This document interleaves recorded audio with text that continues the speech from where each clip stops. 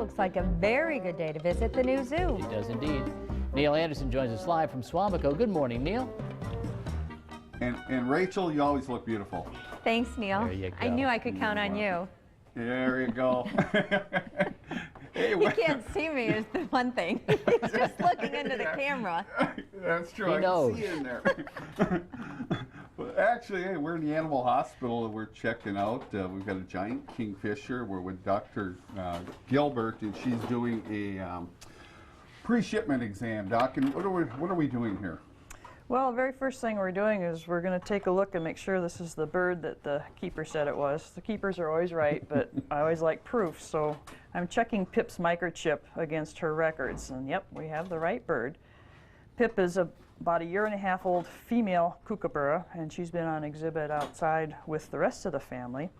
And we know she's a girl because we sent samples of her DNA in last year, and they actually looked and found the X and the Y chromosomes. Ooh. So she's officially a girl.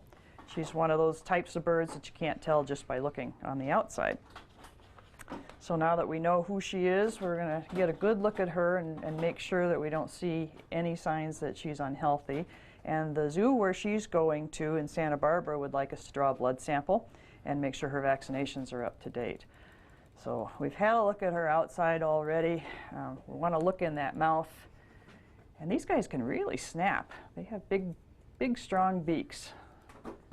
Now, you know, one of the things that, you know, when our birds or any animal are going to another zoo, there usually is a pre-shipment requirements. You know, much like we would if we had animals coming in here, we may want some particular tests done, some lab tests done, blood work or whatever done. So normally, and that's coordinated by the veterinarians from both institutions. And of course, Pip's going to Santa Barbara. Then we also have Rex, and she's going to Nashville. So there could be different requirements as well. So Dr. Gilbert will, she coordinates that. And what are we checking here now, Doc? Well, we've checked inside her mouth. Everything looks good there. They have really big, strong beaks.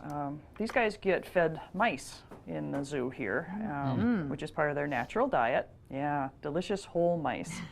Oh. And you can see the little tongue. You know, it's just, I don't know, it's just kind of neat to take a look at it. It's such a small tongue with such a large beak in there. That's right. You know, when you send Room for animals more off mice. to another zoo, is that a good feeling for you? Is it kind of sad? What's it like? Or do you just feel like this is all part of the zoo life?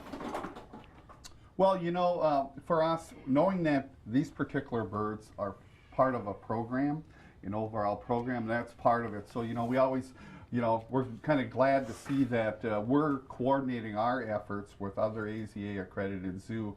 So what we're doing is then we're hopefully then working towards a sustainable population in those zoos. So yeah, it's really a good feeling. Good feeling. All right. Well, thanks, Neil. Thanks, Doc. Sounds good. See ya. Amy's in the kitchen. Yeah, great breakfast idea this morning. Morning, Amy.